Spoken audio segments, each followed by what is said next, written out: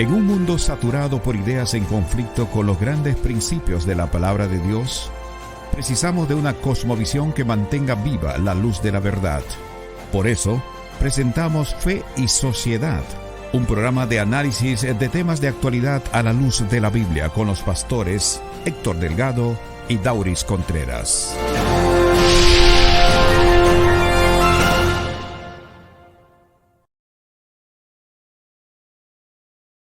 Bienvenidos a esta nueva entrega de su programa Fe y Sociedad. Como siempre, es un inmenso placer compartir con ustedes los estudios que tenemos cada semana, reflexionar sobre temas de interés, comentar tantas cosas que son relevantes e importantes para nosotros, no solo a nivel social, sino también a nivel religioso y espiritual. Aprovecho la oportunidad para enviar un afectuoso saludo a todos los amigos y fieles oyentes de Radio Esperanza New York y también a todos aquellos que a través de los diferentes medios sociales nos sintonizan y nos siguen cada semana. Bienvenido, Pastor Contreras. Gracias, Pastor Delgado. Bienvenido tú también a nuestro programa. Bienvenidos sean todos nuestros amigos que nos acompañan cada jueves y para participar y poder escuchar la discusión de los temas que siempre discutimos. Así es que muchas gracias una vez más por su fina gentileza de acompañarnos o de ver el programa en diferido, esperando que los conceptos que emitimos en este lugar, pues de alguna forma puedan enriquecer nuestro acervo cultural, espiritual o social y de los diferentes temas que aquí son tocados. Muchas gracias. Queremos invitarle a que puedan compartir con los demás esta transmisión, que puedan compartir el enlace para que otros puedan unirse.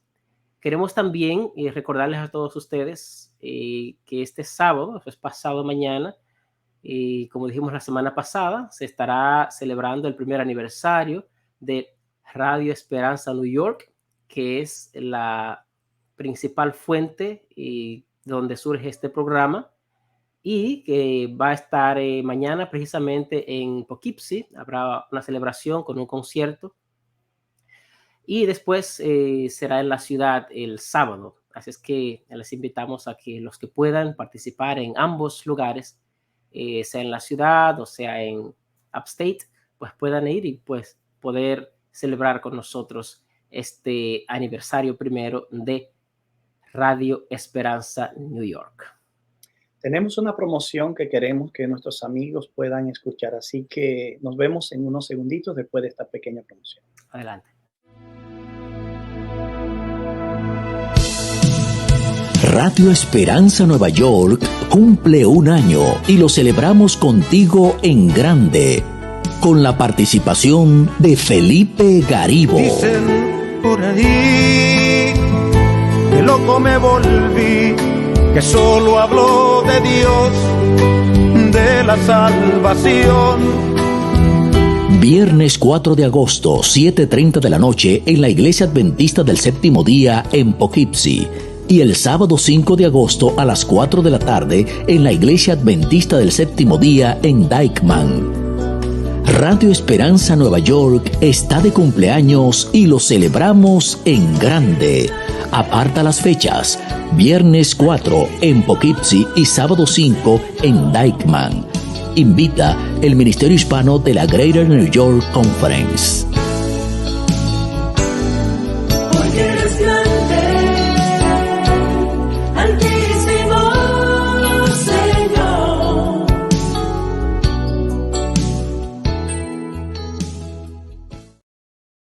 Así que no sé dónde tú estás viviendo, pero asegúrate de que el lugar que te quede más cercano sea el sitio donde tú este fin de semana, ya a partir de mañana y este sábado, puedas asistir a esta celebración de un año. Vale la pena celebrar este año de esta emisora que está bendiciendo tantas vidas y tantas familias en la ciudad de Nueva York y más allá de las fronteras de esta gran ciudad.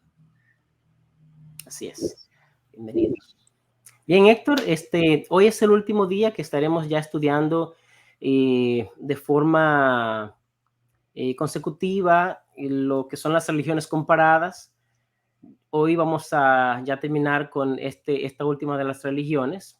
Este tema es muy amplio, ustedes lo saben, y todavía hay mucha tela por donde cortar, pero hasta ahora hemos estudiado las principales religiones que han tenido influencia en nuestro mundo, y pues hoy será esa última religión. ¿A qué nos referimos, Héctor? Bien, vamos a estar hablando hoy del budismo. Como bien el pastor Dauri acaba de mencionar, vamos a estar parando por un tiempecito de abordar estos temas de religiones comparadas. Más adelante regresaremos a ellos porque nos quedan todavía muchas manifestaciones religiosas de diferentes índoles que podemos analizar. Sin embargo, queremos aportar el último material de estudio en esta semana al budismo. Así que, ¿qué es el budismo? ¿Qué es el budismo? Sería bueno saber esa definición. ¿Cuáles son sus creencias principales? Eso es bastante importante. Y también una pregunta que nos haría pensar un poco. Como cristianos, ¿podemos rescatar algunas cosas positivas del budismo? Ese es el tema que tenemos para hoy.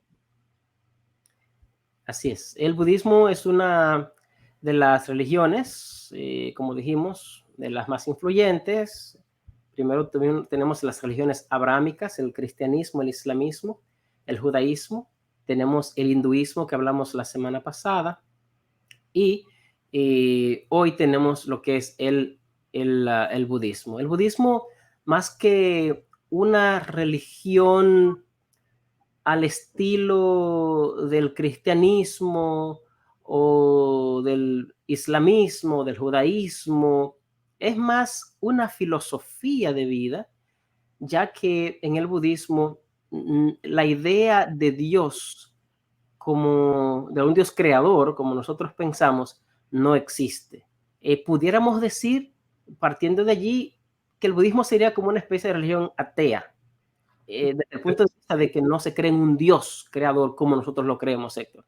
Así es, así es. El budismo es para algunos una filosofía, no una religión.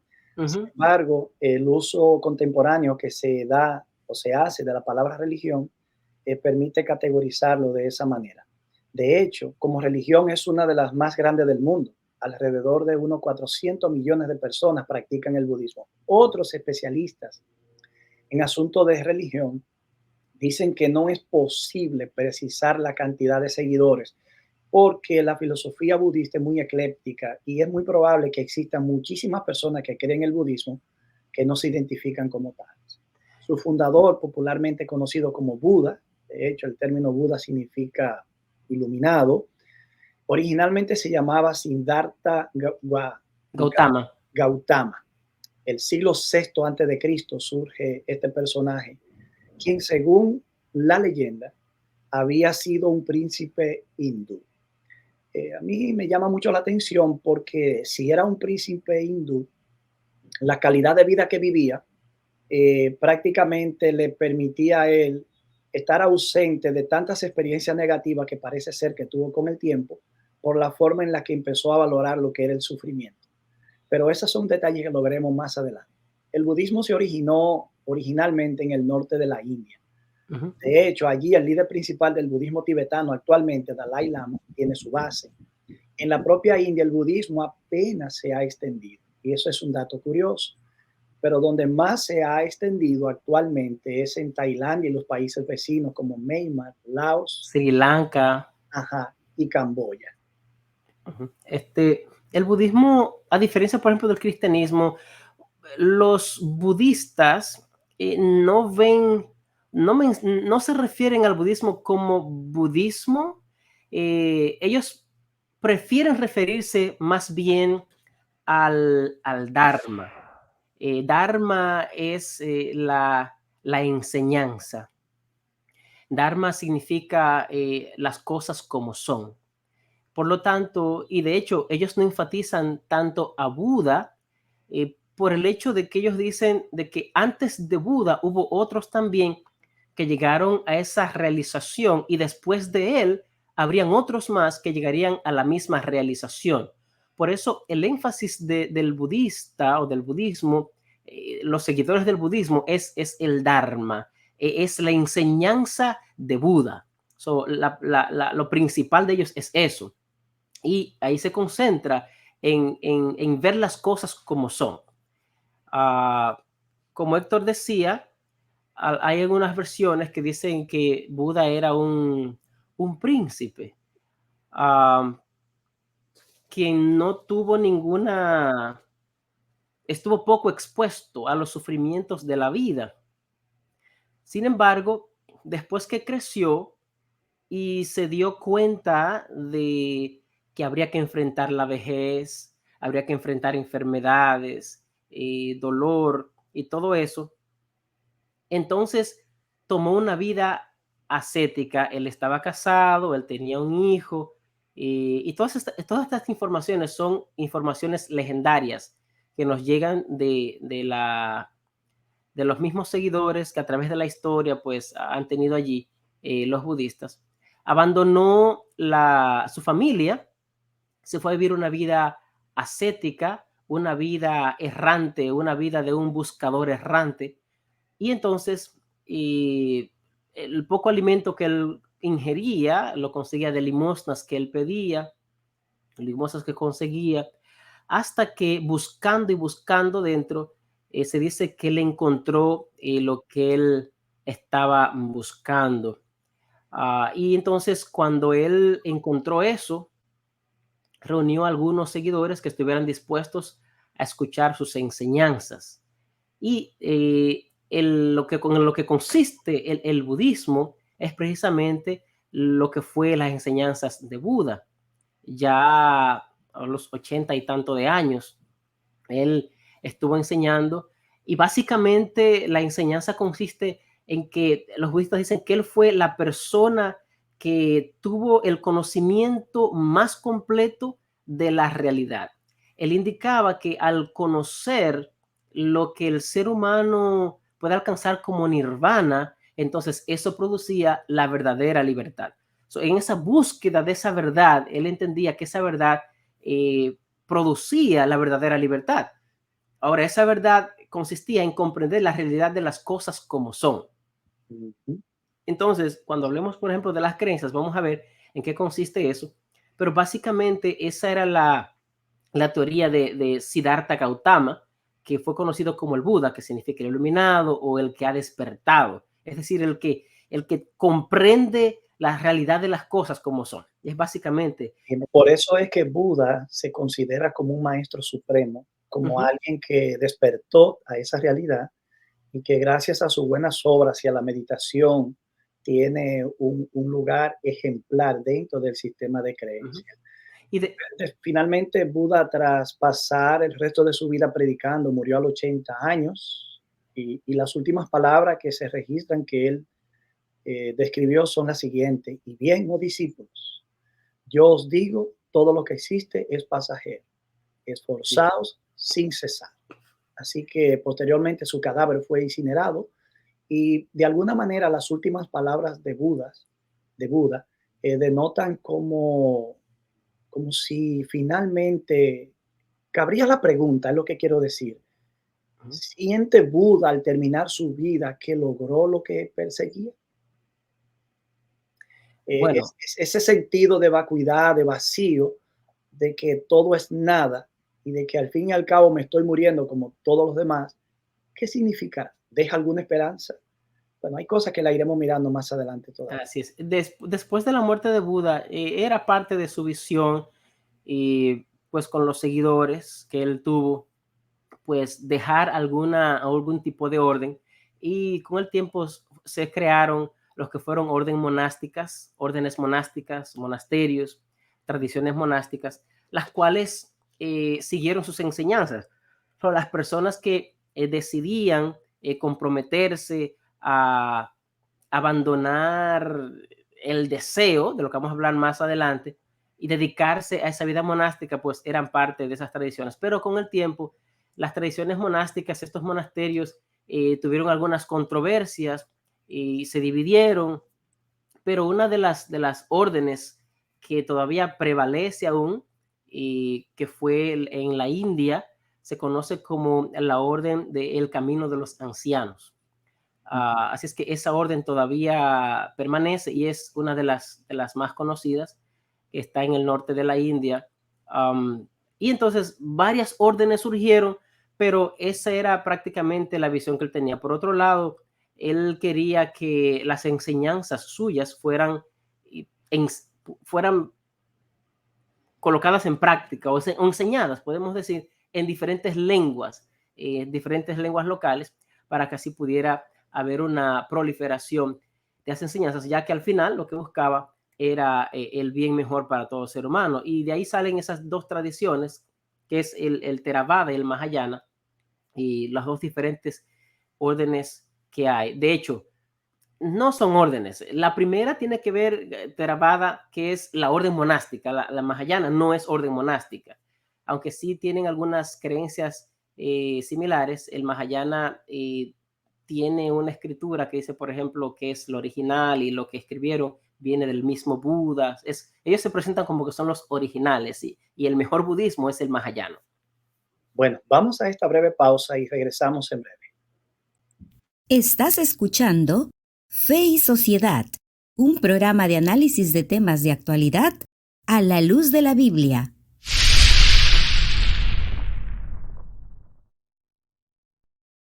Estamos estudiando dentro de la temática de religiones comparadas en el día de hoy al budismo.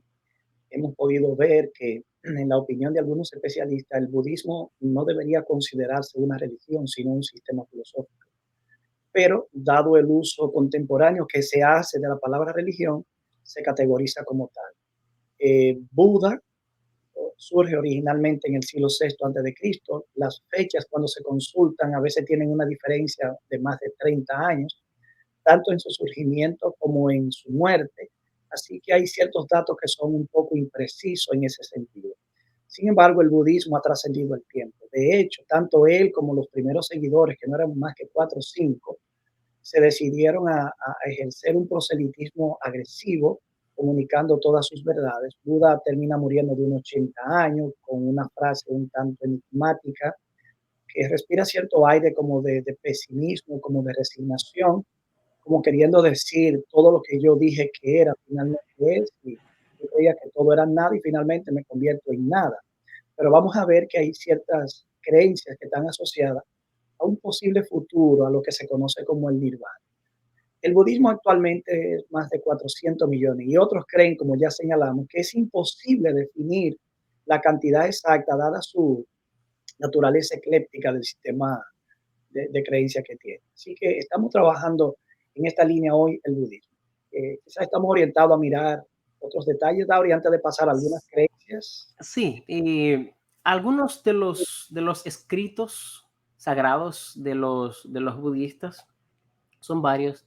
Hay una transmisión oral que era, ¿verdad?, de las enseñanzas de Buda a sus seguidores, pero con el tiempo, con el temor a que estas enseñanzas fueran se perdieran con el tiempo, pues comenzaron a ser colocadas por escrito. Hay lo que es el canon budista. El canon budista tiene lo que son los sutras y los vinayas. Los sutras son el conjunto, el texto que habla sobre las enseñanzas de Buda. Allí se presentan toda la filosofía de Buda, que más adelante vamos a ver esas creencias. Y en los Vinaya se encuentran los textos correspondientes al orden monástico, a la estructura de los monasterios, cómo debían funcionar. Esos son los primeros escritos, ese canon. También están versiones diferentes de las enseñanzas basadas en que, como dije ahorita, Buda pues ordenó aparentemente que sus enseñanzas fueran dadas y escritas en cada localidad diferente. De ahí surgieron varias versiones dependiendo del lugar. También están los apócrifos. Estos son sutras mahayanas. Hablamos ahorita de el budismo mahayano y el budismo que no era mahayano, el Theravada. Estos escritos que se consideran como apócrifos es que el budismo mahayano dice que lo que está allí escrito fueron explícitamente las enseñanzas de Buda que vinieron de él mismo, pero el otro tipo de budismo siempre contradice esas ideas y entiende que no es así. Y bueno, son escritos Eso, apócrifos. eso recuerda, Dauris, el fenómeno de la apócrifa bíblica, Sí, uh-huh, porque se le atribuía nombre de grandes personajes del pasado, por cierto. ejemplo, Moisés, la asunción de Moisés, Uh-huh, algo de Salomón, ¿no? Pero también el nombre de Enoch fue atribuido al libro de Enoch.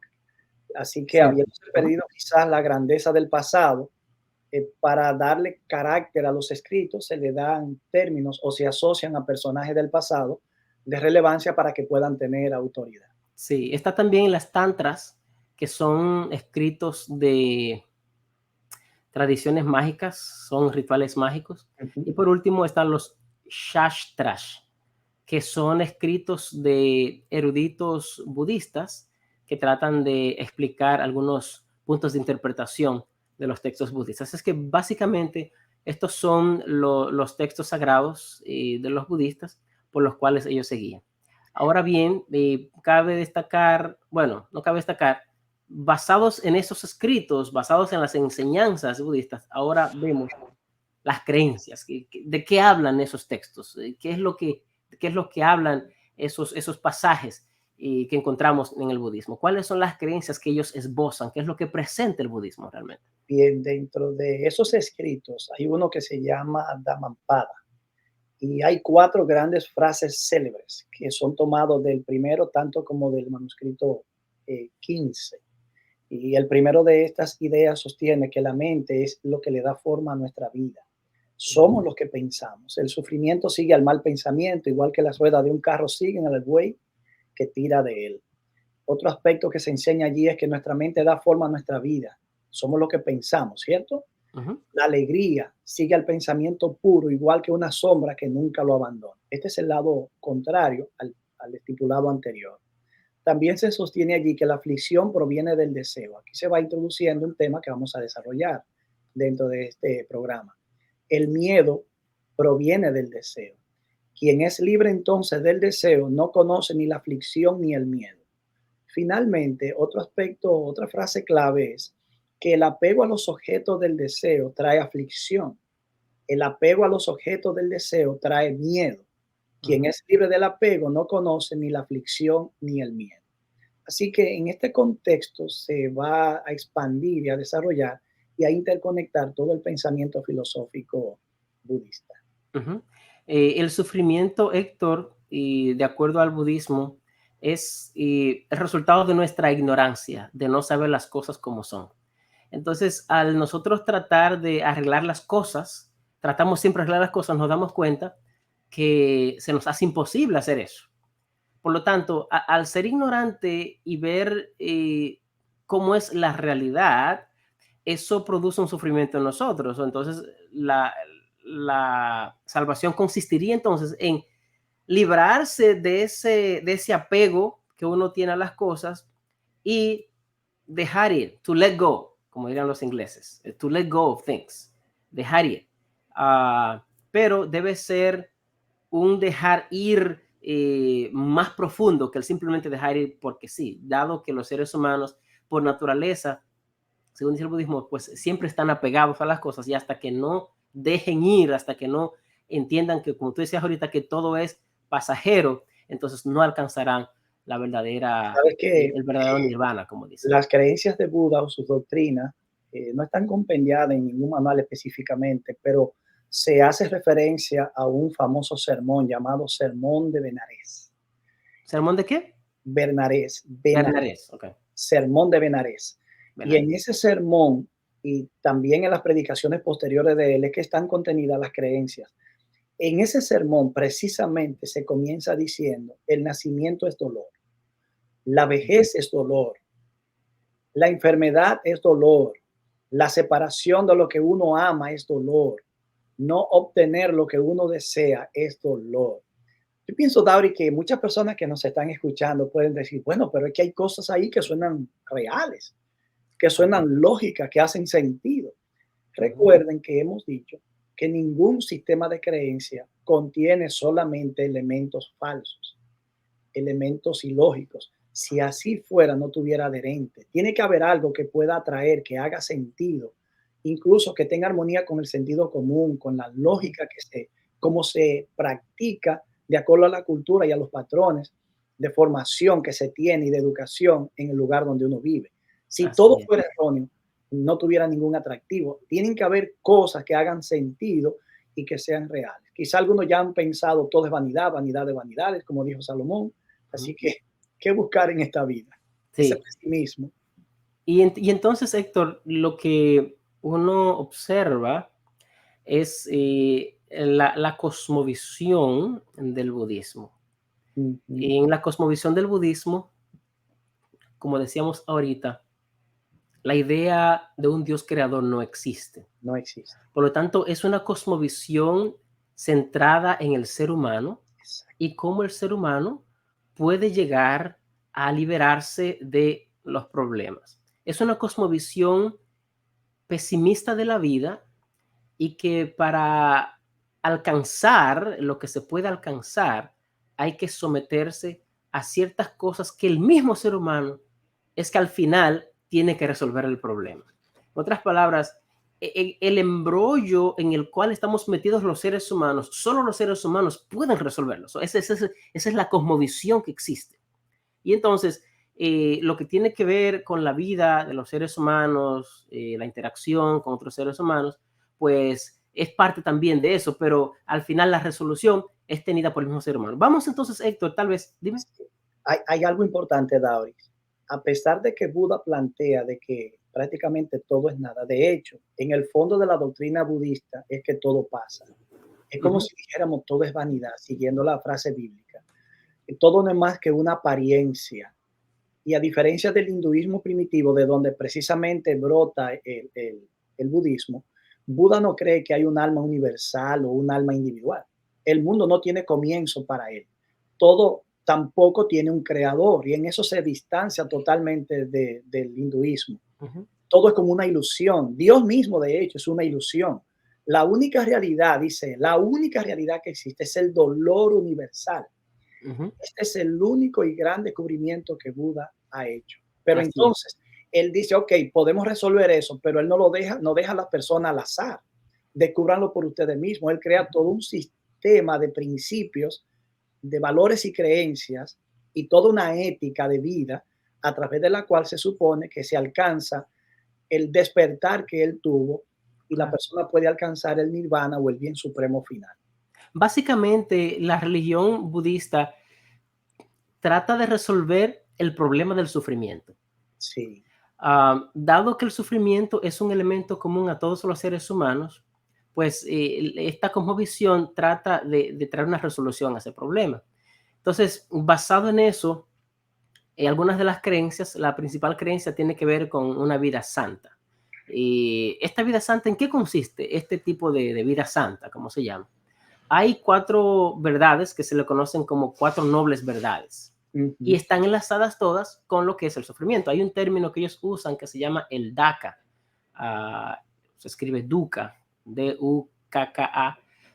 El dukkha es que es el sufrimiento. Esto tiene que ver con todo lo que uno pasa en esta tierra, en esta existencia y todo eso. La existencia de eso es la primera creencia. ¿Cuál sería la segunda, Héctor? Bien, la segunda es que la causa del sufrimiento es el deseo. El deseo, muy bien. Desear cosas, por ejemplo, desear vivir cuando tú te ve abocado a una muerte inminente por una enfermedad, eso es sufrimiento, ese es el dolor. Entonces, esa sería como la segunda noble verdad. Son 4, esa es la primera. La causa del sufrimiento, ¿verdad? La primera es que la vida es sufrimiento, es dolor. Ajá. La segunda es que la causa del sufrimiento, de ese sufrimiento que es la vida, es el deseo. El deseo, perfectamente. El tú desear, el tú apegarte a esas cosas, ¿verdad? Desear esas cosas y no alcanzarlas, no poder resolver las cosas. Entonces eso aumenta el dukkha, aumenta, ¿verdad? El tercer punto sería que el fin de ese sufrimiento que viene por el deseo es precisamente haciendo morir el deseo. Perfectamente. Esa sería la número 3. Y la número 4 sería como el camino hacia alcanzar la cesación de ese sufrimiento o la cesación del dukkha. Y tal vez, bueno, cuando vayamos a después de la pausa, vamos a hablar sobre en qué consiste esta cuarta verdad noble. No podemos vivir de las cáscaras de las faltas o errores de los demás.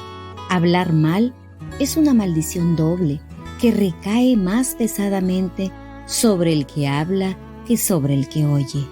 El que esparce las semillas de la disensión y la discordia cosecha en su propia alma los frutos mortíferos. El mero hecho de buscar algo malo en otros desarrolla el mal en los que lo buscan. Al espaciarnos en los defectos de los demás, nos transformamos a la imagen de ellos.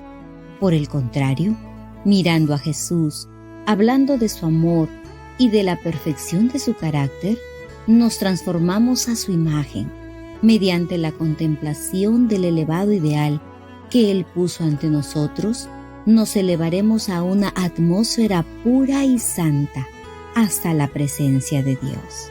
Cuando permanecemos en ella, brota de nosotros una luz que irradia sobre cuantos se relacionan con nosotros. El Ministerio de Curación, página 389.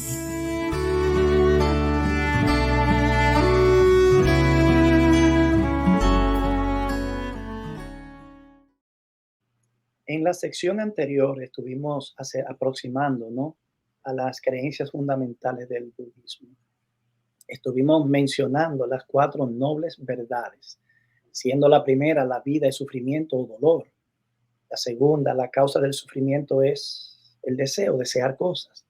La tercera de ellas es el fin del sufrimiento llega con el fin del deseo. Termina el deseo, terminó el sufrimiento y el dolor también. Y finalmente hay un camino que nos aleja del deseo y también del sufrimiento. Eso es lo que vamos a ver ahora en la siguiente parte de este programa, porque Buda definió 8 caminos que se deben seguir para poder lograr el punto número 4 de las grandes nobles verdades que él presentó.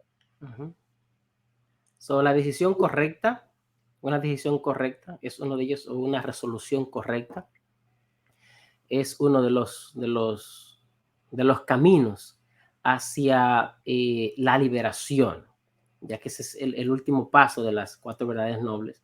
Está también el discurso correcto, ese es otro de los 8.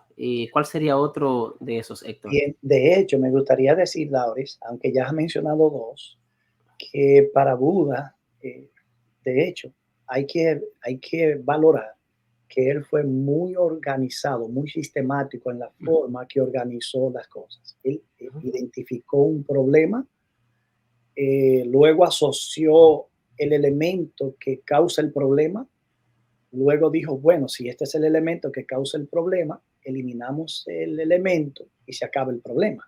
Claro. Finalmente, muy sistemático.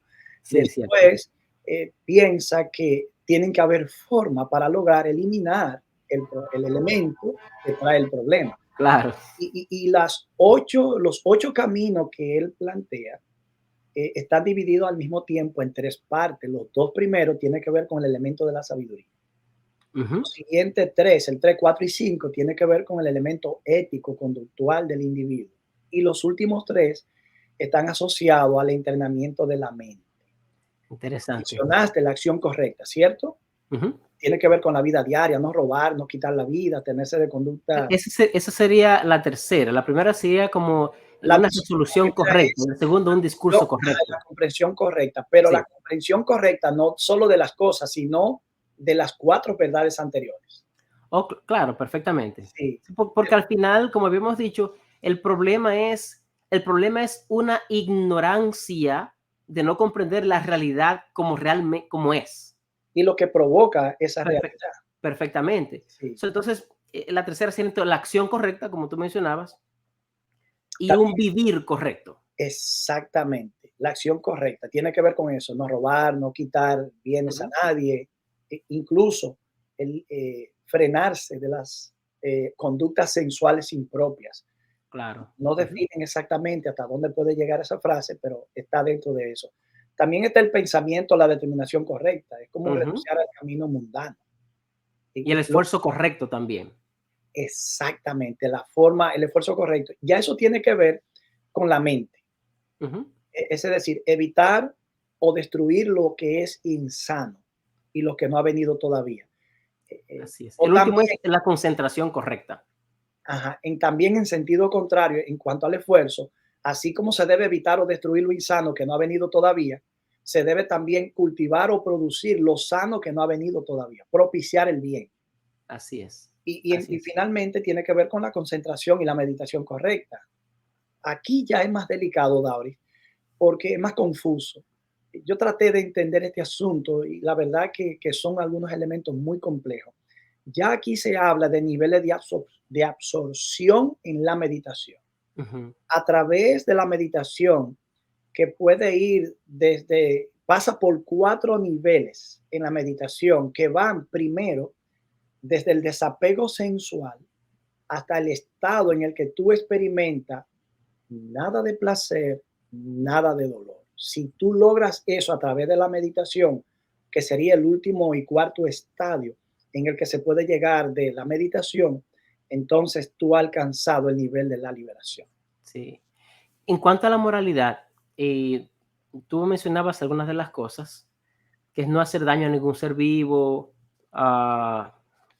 no robar, no mentir, y también tiene evitar, abstenerse de todo aquello que intoxica, como drogas, cualquier tipo de droga, todo eso, y una conducta sexual apropiada. Lo que yo tengo una pregunta, un concern con eso, y es que, ¿cuál es el punto de partida o el punto de referencia para definir lo que es eso? O sea, ¿qué es lo que define? ¿Qué punto de referencia yo voy a tomar para saber lo que es correcto, lo que es el correcto speech, la comunicación correcta, la acción correcta? ¿Cuál es el punto de referencia para yo definir eso? ¿Me doy a entender? Entonces, Claro. eso no aparece allí. Me imagino que tiene que ver simplemente con, tú sabes que algo es correcto por el resultado que tiene. Si no te comportas bien, si no hablas correctamente, si no tienes un discurso correcto, eso va a causar problemas, va a causar disensiones con la familia, con las personas que te relacionas. Entonces, tal vez la forma para definir eso sería el resultado de lo que tiene la interacción humana. Pero desde el punto de vista objetivo, no parece haber algo que pueda decir, como es el caso de los cristianos, que creemos que hay una moralidad que está expuesta por Dios en los 10 mandamientos. ¿Verdad? Esta parece ser una moralidad que no tiene punto de referencia, aunque nosotros sí creemos que como Dios ha escrito la ley en los corazones de los seres humanos, pues eso es parte innato del ser humano. Pero estas son algunas de ellas. Esta otra creencia, Héctor, que es la reencarnación. Ciertamente. Que si no se puede lograr esto en esta vida, el desapego, entonces la persona renace otra vez.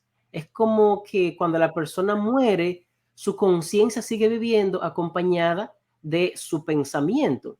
Entonces ahora, según los Mahayanes, que es dijimos que había 2 tipos de budismo, según los Mahayanes, tú te puedes reencarnar en el reino animal, en el reino humano, en el reino de los semidioses, en el reino de los dioses, en el reino de los demigods, semidioses también, en el infierno, en los infiernos también. Hay varias reencarnaciones. Lo único es que en cada reencarnación, Héctor, tú te vuelves a encontrar con lo mismo. Tienes que enfrentar el sufrimiento, claro, por la vejez, por la enfermedad, por todo eso. Y hasta que tú no logres realmente hacer eso, llevar ese paso a la liberación, alcanzar el nirvana, el desapego a todo eso, el deseo, hasta que tú no llegas ahí, entonces no alcanzas el nivel perfecto. Según un texto budista, se requiere casi una cantidad incalculable de millones de años. Alguien lo cuantificó más o menos de esta manera, como el equivalente a una unidad seguida por 2103 ceros. Oh, wow.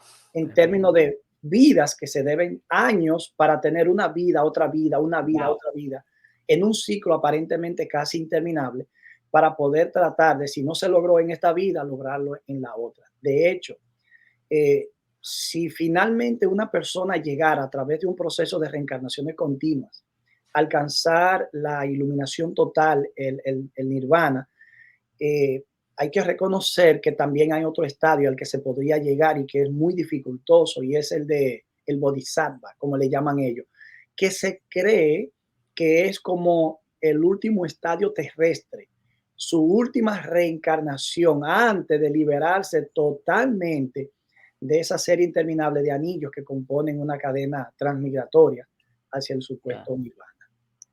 Interesante. Sí, es interesante ver estas diferentes creencias, pero es como siempre decimos en el estudio de estos temas de religión, el ser humano trata de buscar respuestas a la vida, trata de buscar respuestas a lo que experimenta, y pues da esas respuestas que a través de la historia han tenido mucho acogimiento por diferentes seguidores.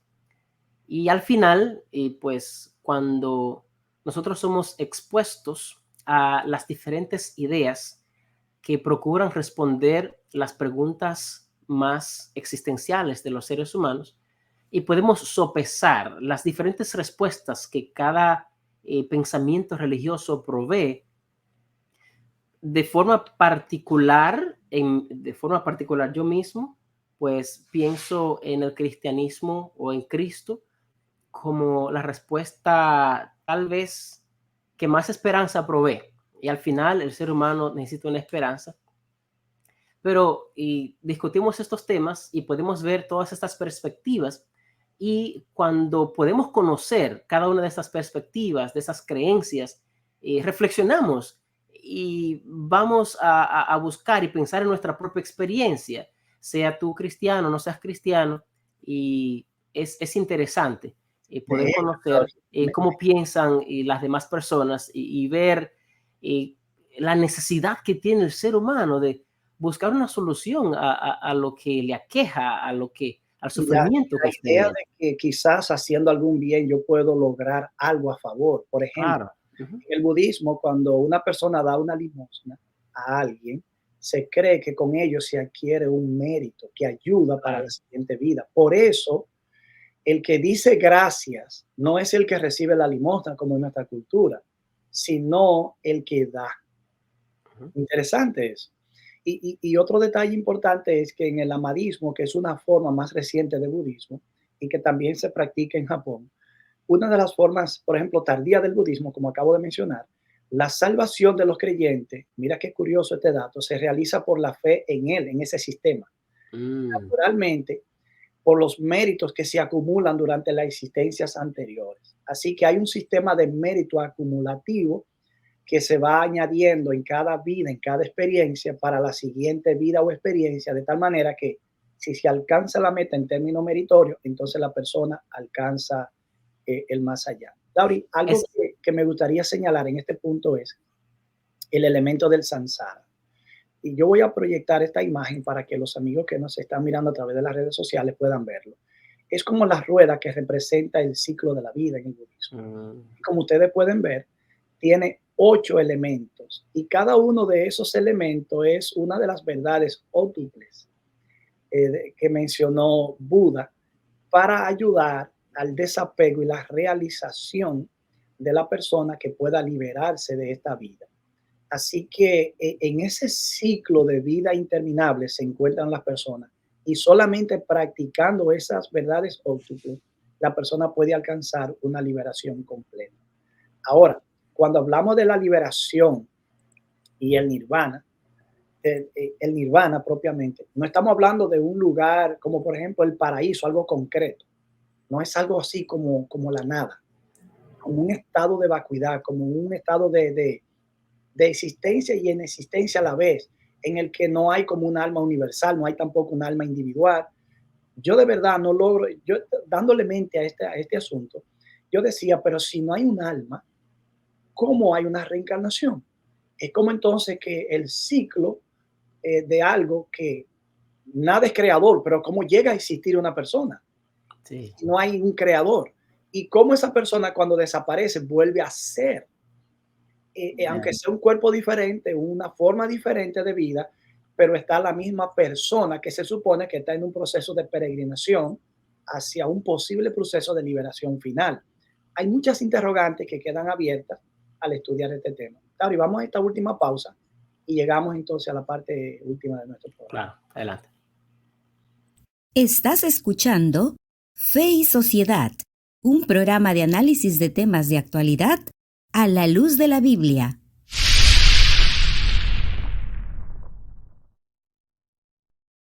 Ahora, no sé si hay alguna doctrina, alguna creencia, algún elemento que te gustaría destacar todavía, porque en esta parte que nos resta del programa debemos ver posibles conexiones entre creencias budistas y algunas creencias cristianas, y al mismo tiempo también ver algunas diferencias insalvables. Y cómo podría uno contrastarla, poder mirarla y ponderar que realmente el cristianismo ofrece una mejor alternativa en ese sentido. Bueno, no, tal vez no añadir otra creencia, sino decir que no parece que la religión budista está interesada en hablar de los orígenes de la vida, ya que el enfoque aparenta ser en nuestra existencia actual, presente y la existencia futura. Y tiene que ver, como decíamos al principio, con cómo resolvemos el problema del sufrimiento humano. So, en este aspecto, entonces, podemos hacer un segue o un pase a la comparación de las doctrinas budistas a las doctrinas que se pueden ver en la tradición judeocristiana.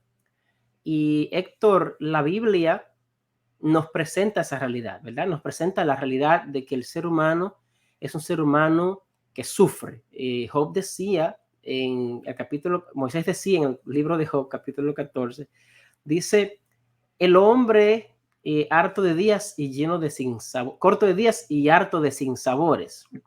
La historia de Job es una historia que, bueno, recurrimos otra vez en este tema, a esta historia, porque presenta realmente esa condición de sufrimiento del ser humano. En el caso de Salomón, él hablaba de que la vida era pura vanidad. Y comienza a presentar, ¿verdad?, las diferentes cosas que el ser humano hace, acumular cosas y materiales para supuestamente alcanzar la felicidad, pero se da cuenta que al final eso es vanidad. Desde ese punto de vista, la realización de que el ser humano tiene una vida de sufrimiento es algo compatible entre el budismo y esa cosmovisión judeocristiana de la realidad humana. La diferencia radica en que nuestra solución al problema no se encuentra en el ser humano, se encuentra en Dios. Así es. Y otra cosa, Dauris, cuando hablamos del sufrimiento, del dolor, estamos hablando de un síntoma. No estamos hablando del problema en sí mismo. El dolor existe, según la cosmovisión bíblica, porque el pecado existe. Claro. Porque se produjo una ruptura, una fractura en las relaciones entre seres celestiales y Dios y la humanidad y Dios. A nosotros, por ejemplo, nosotros no tenemos que descubrir el dolor. Claro que hay un reconocimiento cognitivo del sufrimiento en el mundo para toda criatura. Claro. Pero, Dauri, cuando yo nazco a través del dolor de mi madre. Con dolor darás a luz a tus hijos. Y tú naces llorando. Y el primer gesto que yo hago no es una sonrisa, es un llanto. Claro, de la manera que los doctores tratan a uno, David, cuando tú naces. No es para menos, pero eso es chiste.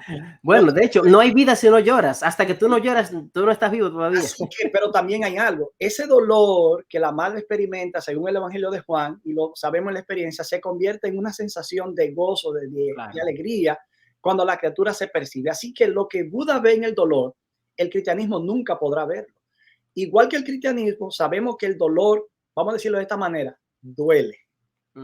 Que el sufrimiento hace sufrir, es cierto, pero que en la perspectiva cristiana el sufrimiento a veces se convierte en un medio útil para alcanzar un propósito mayor.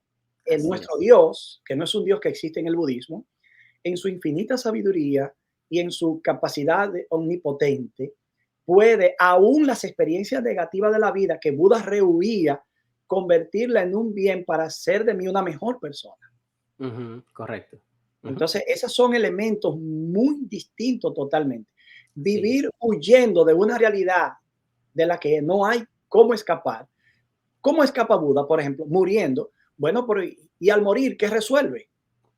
¿Qué resolvió con lo que creyó? Al fin y al cabo, no pudo evitar aquello de lo que rehuía.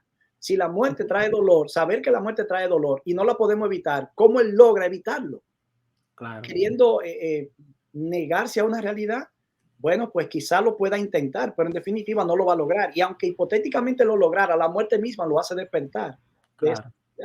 Es así. Otro aspecto, Héctor, que observo es que, como dice el Dharma, que es ver las cosas como realmente son o alcanzar el conocimiento pleno de la realidad, nosotros entendemos que la verdad puede ser descubierta, como fue el primer tema de nuestro programa en el mes de octubre del año pasado. La verdad puede ser descubierta, pero también debido a que el universo es infinito, la verdad es revelada. Y nosotros, por ejemplo, queremos una verdad revelada, revelada por Dios. Dado que el ser humano es muy finito, nosotros nunca podremos saber la realidad de las cosas como son. Y dado que somos finitos, estamos atrapados en el tiempo y en el espacio. Desde ese punto de vista, entonces, nosotros queremos una verdad revelada y que es cierto que muchas cosas del mundo natural pueden ser descubiertas como es una realidad, ¿verdad? Descubrimos muchas cosas del mundo natural, la ciencia y todo eso. Pero al final, la verdad viene por revelación y nosotros creemos en esa revelación. Y solamente Dios conoce la realidad de las cosas como son. Nuestro conocimiento es limitado. Desde ese punto de vista, nosotros no creemos que puede ser encontrado por el mismo ser humano, ya que estamos limitados al tiempo y al espacio. Solamente una verdad revelada que viene desde afuera y la creencia en un Dios que nos creó, que nos hizo a su imagen, que tiene un propósito, eso aún le da más significado a nuestra existencia porque tenemos una cosmovisión en la cual podemos responder preguntas de orígenes y de final. Otra cosa, David, pensar en que estamos sometidos a un ciclo de muertes de millones interminables de años no arroja ninguna esperanza cierta hacia el futuro, porque Correcto. aunque me hablen del nirvana como una posibilidad, pero para que esa posibilidad se alcance a través de millones de años de vida, una encarnación y otra reencarnación, pasando por un estado de vida a otro, me da la impresión a mí de que en el fondo es como una justificación para algo que se sabe que no se va a lograr. Porque al fin y al cabo, ¿quién va a estar ahí para darse cuenta que finalmente no fue así? Entonces, aquí viene otro asunto ahora. Aunque Salomón de pronto parece que está de acuerdo con el budismo al ver todo como vanidad, porque en el budismo todo es nada, todo es una ilusión. Claro. De hecho, la palabra vanidad en Eclesiastés es la palabra hebrea que se traduce también como vapor. Salomón está hablando de que algo vacío, algo. las cosas en la vida son como eso. Tú no puedes retener nada. Tú llegas sin nada, encuentras todo, te vas sin nada y deja todo. Pero Salomón está consciente de que todo es vanidad, no para que tú produzcas un desapego de una realidad. No, Claro. todo es vanidad en esta vida para que te apegue a realidades mayores. Y porque también sabe que como todo es vanidad, yo debo vivir adecuadamente como Dios manda, porque Dios me va a juzgar. Claro. Tengo consecuencias en términos de conducta. No solo porque debo vivir bien, sino porque también rendiré cuenta como un ente moral. Una vez más, entonces, podemos ver un elemento que hemos visto en otras religiones y es la salvación por las obras. Todo lo que tú puedes alcanzar, en este caso, por ejemplo, en Nirvana, ya pudimos ver, por ejemplo, los 8 elementos para el camino hacia la liberación, que tiene que ver con hacer esto correcto, el discurso correcto, la acción correcta. O sea, todo eso viene a conformar como una especie de modos de ser salvo. O sea, si tú no haces eso, tú no puedes alcanzar la salvación. Yo entiendo que nosotros predicamos lo mismo. El mismo Salomón dijo, cuando él termina su discurso, el fin de todo el discurso oído es teme a Dios ¿Y qué cosa? Y guarda sus mandamientos. Guardar los mandamientos tiene que ver con un tipo de acción. Los mandamientos que Dios ha dado para el buen vivir con nuestro prójimo y el vivir en una relación correcta con la divinidad, una relación correcta con Él. En ese sentido, estamos de acuerdo en el aspecto de que, por ejemplo, ellos dicen, no debes matar, no debes robar, no debes hablar mentira, y debes cuidar la moralidad sexual y no usar cosas que dañen, que intoxiquen tu mente. Estamos correctos en eso. La diferencia radica en el hecho de que en nuestro caso, esas cosas no nos ganan la salvación. Es simplemente vivir, es una forma de nosotros vivir en armonía con Dios. Pero al final, quien da la salvación es Dios. Y el elemento que tú presentabas y que presentaba Salomón, seremos juzgados también por nuestras obras. De hecho, en el libro de Eclesiastés, la necesidad, el imperativo ético, es decir, guarda los mandamientos, no está asociado al modo de salvación. Perfecto. Está asociado a la responsabilidad moral que tenemos ante Dios y que Él nos va a juzgar. Perfectamente, perfectamente. Es importante hacer esa diferencia, Héctor.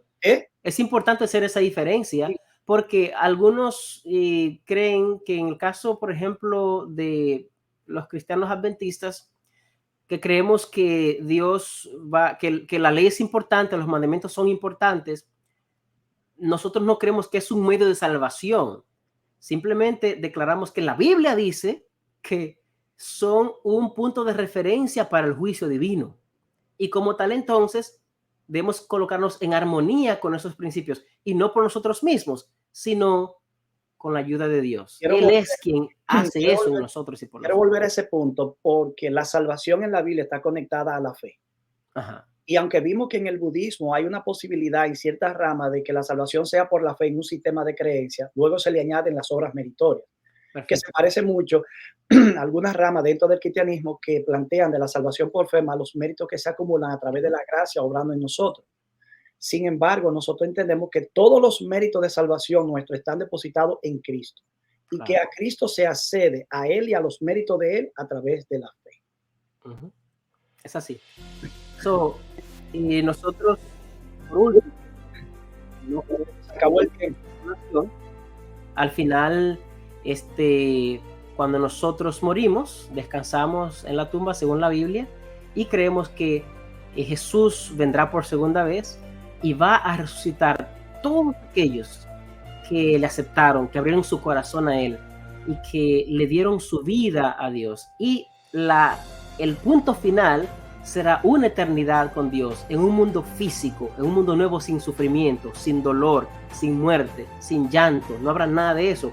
Pero viviremos de forma física en el mundo real, pero no habrá oportunidad nada para que el sufrimiento nunca exista. Y otra cosa, para cerrar, yo no llego a ser un iluminado, yo llego a ser una persona que ha sido iluminada. Yo no soy un iluminado, soy alguien que Dios ilumina. Por consiguiente, Cristo es la luz verdadera que alumbra a todo.